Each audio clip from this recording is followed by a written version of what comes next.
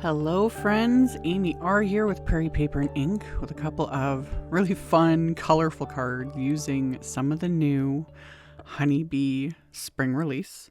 I did a release and review video just the other day and pretty much kind of closed my eyes and pointed at a product to decide what to work with first because I said in the video I was so overwhelmed. So many good things. So I did a ton of die cutting off screen using the Honeybee Egg Crate dies. So there's egg wafer die sets, egg wafer dies in a set, and then the dies to make the little, egg crate to put them in. And I die cut all the eggs from smooth white cardstock. And since I'm doing quite a bit, I was like, as always, while I've got it all out, why not do more than one card? Plus I wanted extra eggs for like the inside of the card, etc., etc. I'm adding color to all these. So I die cut everything from white cardstock and then I'm going to add color using inks. And I'm using my Brutus Monroe stick and stamp mat. I'm really loving this for all my little die cuts because I've shown over the years I like to, die cut and then either watercolor the die cuts if I've die cut them from watercolor paper or ink blend or whatever. And when I've got multiples, usually I would use, painter's tape down. Like I've shown all sorts of little, ways I've made it work over the years. This is my favorite. And I'm going to set aside a couple more of these stick and stamp mats. Because with this project especially, I loaded up the background, or like the stick and stamp mat itself gets just loaded up with ink. And always, when I'm done, I just take it to the sink and rinse it off. So these inks are Simon's Pawsitively saturated inks, so they're water reactive, so they just rinse right off. Anything else, like any staining, whatever, not even concerned about that. It's not an issue. I don't use any like soaps or cleaners. I do not use soaps or cleaners on these stick and stamp mats. Brutus Monroe does have a specific like cleaner meant for it. I have it. I've never used it. Like I said, I just rinse it in the sink, let it air dry. It's good to go. So all of my little die cuts, I'm using a variety, like I said, of positively saturated inks. I'll have links to all the specific ink colors. And then I'm using my Picket Fence paper pouncers to add the color. I still haven't done a release or product review on these pouncers. I'm planning on it. I've been having just tech issues lately. So many things. But anywho, I've been giving these a good go and I'm really enjoying them. So anyway, I went through and I would use just a lighter ink for the base color. So specific like the eggs. So I would use, a lighter green. And then I use the coordinating Honeybee Easter eggs stencil because there's all these fun little patterns on here. And I would use the stencil with a darker ink.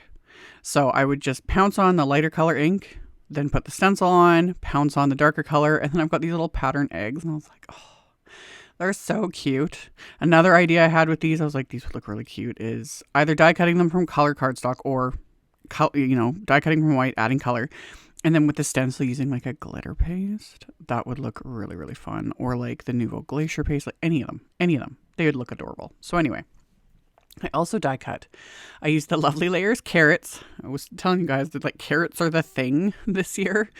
I don't know what it is. I love it. They're fun. So I die cut these as well from white cardstock because I thought these would be kind of cute little like just additional texture and filler on my cards. And I ink blended the bases, which have like the greenery with greens. And then of course the tops that are the actual carrots. I use the oranges. And then I just kind of kept working my way. Like my habit is with anything, like I'm doing kind of a rainbow of eggs. When I do anything rainbow, I always start with yellow. My lightest color, that's the easiest one that can like potentially get contaminated, if my tools pick up other colors, etc. So I always start with yellow and then kind of work my way out. And then, like I'd mentioned earlier, I ended up filling out this entire mat. I was moving everything around because whether you're using like these little pouncers, other blending sponges, blending tools, etc., they will pick up ink from the sticky mat, and I obviously don't want that to happen. So I'm kind of moving them around to make this work, and then when it's done, I'll rinse it off in the sink, let it air dry. But this is why I want to have like kind of multiple mats dedicated to this, so when I'm doing projects where I've got a bunch of little pieces, I can just keep going and not have to worry about like rinsing off, drying the mat, etc. So I'm getting my system kind of working here with these things. So after I worked my way through all of the eggs, and again, you only need 6 of the die cuts, which the die set itself, it die cuts 6 eggs. Like enough for the little egg crate, you're done. I die cut, of course, like 3 times that many because I wanted 2 cards worth, plus some extras, plus some for the inside. So I was just doing a whole bunch of them, choosing little patterns at random because the stencil has 1, 2, 3, 4, 5, 6, 7, 16 different little patterns on it. So you can create, you know, all these fun little pattern eggs. I love it. I think they're adorable. And then I also die cut the little bunny wafer die from the bunny basket die set. I thought I would, you know, be able to tuck him in to the like scene as well. So with him, I used the paper pouncer and 2 shades of brown ink. I used cappuccino and mocha. And after I added the ink, I wanted to emphasize all of the embossed detail that the wafer die like presses into the cardstock. So I just took one of my Spectrum Noir tri-blend markers and I'm just filling in all that embossed detail, like just tracing it basically is all I'm doing. I'm not like drawing anything extra, doing anything fancy. I just went in and traced all that embossed detail so that it's more visible on the finished card. You can actually just see it. And then later on off camera, I ended up actually adding even more of that mocha ink to these just to deepen it a little bit more. Look at it, make it look a little darker chocolate, you know? So I traced those little details onto both of these bunnies with the marker. I've got paper towel under my hand because I've got ink all over my work surface at this point. Like, again, I was making just a big old mess and having fun with it. So went along, traced all those little bits, and then after I had done that, I'm going to start, I'm going to add actually a bit of ink to the pieces that I die cut for the actual little egg crates. So it die cuts all these layers. Technically, these egg crates can be interactive. The top you can reinforce the little score and it can close. So you can make it close and then it opens up and you can have a little sentiment with the eggs, etc. in the inside, like super cute. I decided not to make it interactive, like just to leave it as is. But I took a bit of that cappuccino ink and I'm just adding little bits of it here and there. I die cut all of this from Neenah Desert Storm cardstock. And then just adding that bit of cappuccino ink just to give it a little more dimension, you know? So went along and just added that to all of the pieces and then did the same process with the second set. So this was my first attempt at like putting these together. Super simple. Like I always say, if I can do it, anybody can do it. I wasn't sure at first because I was like, interactive. Like, what do they mean? Oh, the top folds down. That would have been really cute, you know? Because then you can put like, I'll show the stamp set I use in a minute here, but you could put like, you know, a little logo on the top, etc. And then, you know, open it up, have a cute little sentiment, your little eggs, all the things like that. This is my type of interactive, you know, where I don't have to think so much. I love interactive cards. I love seeing people make them. I like it when they're simpler. And yet when I do the more complicated types, it's like, I did this, you know, even though I followed a step-by-step video of the brand that told me how to do it, I'm just like, I did this. Anyway, that was a little side thing. So to assemble, like I said, super simple. With the first one, I put the eggs in first. And then like I tend to do, I just use washi tape on the back. Holds everything in place. Don't have to fiddle as much with the glue. So I stuck my little eggs in rainbow order. And then, the top, the way it adheres, it actually ends up being easier to assemble the little egg crate, then stick the eggs in, but it was still not a big deal. So you just adhere it like so. And then there's this other little piece that again just adds a little bit more dimension that also gets adhered to the top piece. And then it's basically assembled. And then you can add that little piece to the bottom. And that's it. Like super simple, super cute. There's like a little embossed detail. There's all those little slits to stick to stick your little eggs in. Love it. And much cheaper than, you know, in the end, the die set's probably cheaper. I don't know. Are eggs still super expensive? I always buy in bulk and the price up here didn't go completely nuts like it did. What was that? A couple months ago when the price of eggs like skyrocketed? Something. I just remember seeing like all those memes of people with like grocery carts full of eggs, like a way to show off how rich you were, that sort of thing. And I was like, what? And yeah, Price of eggs were nuts. Are they still nuts? I don't know. Let me know. Anywho. I did the same thing with the second set. This time I just assembled it, then put the legs in, taped them in place with the washi tape, adhered the back to it, and then they're all like assembled. And then the carrots, super simple because you just adhere the carrot to the base, and then you've got your cute little carrot with all its detail and all that fun stuff. So those really easy. And generally all of Honeybee's wafer dies, it's amazing how, I don't know, amazing to me how well thought out they are, that I generally do not have to think. And that's why I love them. Because if I can do it, anybody can do it. So adhered on my little carrots together. And in the end, I actually, again, off screen, die cut a couple more carrots because those will go on the inside, but I'll get to that. And then I also pulled out some sea glass cardstock. And I ran that through with the Delicate Daisy A2 cover plate base wafer die. And you can see all that detail there. There is another one that can go on top of that, like a separate wafer die. But I didn't bother with that. I just used the base because that'll just give some like little texture and whatnot to the background. And then for the sentiments and the little like label, this was the Eggstra special stamp set. So I stamped the little like kind of emblem image just onto the scraps of the Desert Storm cardstock, and I'm using that mocha ink. And then I took a piece of that same sea glass cardstock and I stamped sentiments from that set with the mocha ink. And then I'll use the coordinating wafer dies to die cut everything.